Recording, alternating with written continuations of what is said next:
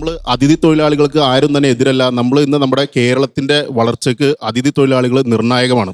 ഈ അതിഥി തൊഴിലാളികൾ നമ്മൾ ഓരോ സ്ഥാപനങ്ങളിൽ വർക്ക് ചെയ്യുമ്പോൾ, ഒരു പ്ലൈവുഡ് ഫാക്ടറിയിലോ അല്ലെങ്കിൽ വേറെ ഏതെങ്കിലും ഒരു സ്ഥാപനത്തിലോ വർക്ക് ചെയ്യുമ്പോൾ അതിന്റെ ഓണർക്ക് അവിടെ വർക്ക് ചെയ്യുന്ന ലേബേഴ്സിന്റെ ഉത്തരവാദിത്വമുണ്ട്. ഇതിലൊന്നും പെടാതെ വലിയൊരു വിഭാഗം ഇന്ന് പെരുമ്പാവൂർ പോലുള്ള ഏരിയകളിൽ താമസിക്കുന്നുണ്ട്. അവർക്ക് ഇഷ്ടമുള്ള റൂമുകളിൽ താമസിക്കുന്നു, അവർക്ക് ഇഷ്ടമുള്ള തൊഴിലുകളിൽ ഏർപ്പെടുന്നു.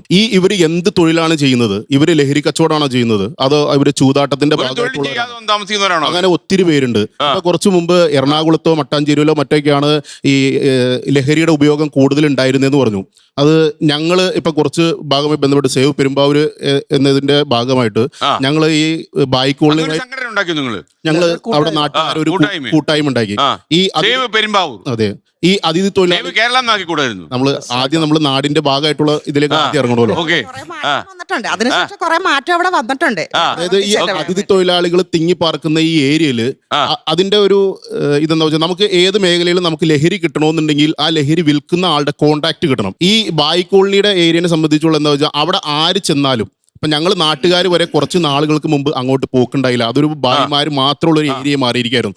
അവിടെ ഒരുപാട് വിദ്യാർത്ഥികളും യുവതികൾ ഉൾപ്പെടെ അവിടെ വരുന്ന ഒരു സാഹചര്യം ഉണ്ടായപ്പോഴാണ് ഞങ്ങൾ അവിടെ ചെല്ലുന്ന ഒരു സാഹചര്യം ഉണ്ടായത്. അതിൽ നിന്ന് ഞങ്ങൾക്ക് മനസ്സിലാക്കാൻ കഴിഞ്ഞത്, അവിടെ ഒരാൾ വന്ന് ഇറങ്ങി കഴിഞ്ഞാൽ അവരെ ഓരോരുത്തർ വന്ന് സമീപിക്കുകയാണ്. നിങ്ങൾക്ക് എന്ത് പ്രൊഡക്റ്റാണ് വേണ്ടത്? നിങ്ങൾക്ക് കഞ്ചാവ് വേണോ, ഹാഷിഷ് വേണോ, എന്ത് പ്രൊഡക്റ്റാണോ വേണ്ടത് അതിന്റെ പേയ്മെന്റ് അവിടെ കൈമാറിക്കാൻ അതവിടെ സുലഭമായിട്ട് കിട്ടാണ്.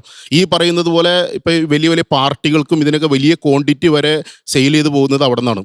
യൂബർ ടാക്സികളിൽ അവിടെ വന്ന് സാധനം മേടിച്ച് ആളുകൾ കടന്നു പോകുന്നു. ഇങ്ങനെ ഈ അതിഥി തൊഴിലാളികളുടെ ഏരിയയിൽ ഞങ്ങൾ ബന്ധപ്പെട്ട് ഇതിൽ നിന്നൊരു മാറ്റം വന്നു കഴിഞ്ഞപ്പോൾ അവിടെ നല്ല രീതിയിൽ രാവിലെ വന്ന് പണിക്ക് പോയി വൈകിട്ട് വന്ന് താമസിക്കുന്നവർ പറഞ്ഞത്, നിങ്ങൾ വന്നതിന് ശേഷം ഞങ്ങൾ വളരെ ഹാപ്പിയാണെന്നാണ് ഈ അതിഥി തൊഴിലാളികൾ ഞങ്ങളോട് പറയുന്നത്. കാരണം അവർ ഈ ലഹരി മാഫിയയെ പേടിച്ചുകൊണ്ടാണ് അവിടെ ജീവിച്ചിരുന്നത്. അതെ, നമ്മള് പുറത്ത് നമ്മുടെ കേരളത്തിന്റെ സാഹചര്യം അല്ലല്ലോ പുറത്ത്. നമ്മൾ ഈ കേരളത്തിന്റെ സാഹചര്യം അല്ല പുറത്തുള്ളത്. അവിടെ കഴിവുള്ളവൻ ഹഫ്ത പിരിക്കവും ഗുണ്ടാ പിരിവും കാര്യങ്ങളായിട്ടെല്ലാം വിടും. അതുപോലൊരു അവസ്ഥയിലേക്ക് ഈ പറഞ്ഞ ബായി കോളനി മാറിയിരുന്ന ഒരു അവസ്ഥ അവിടെ ഉണ്ടായിരുന്നു.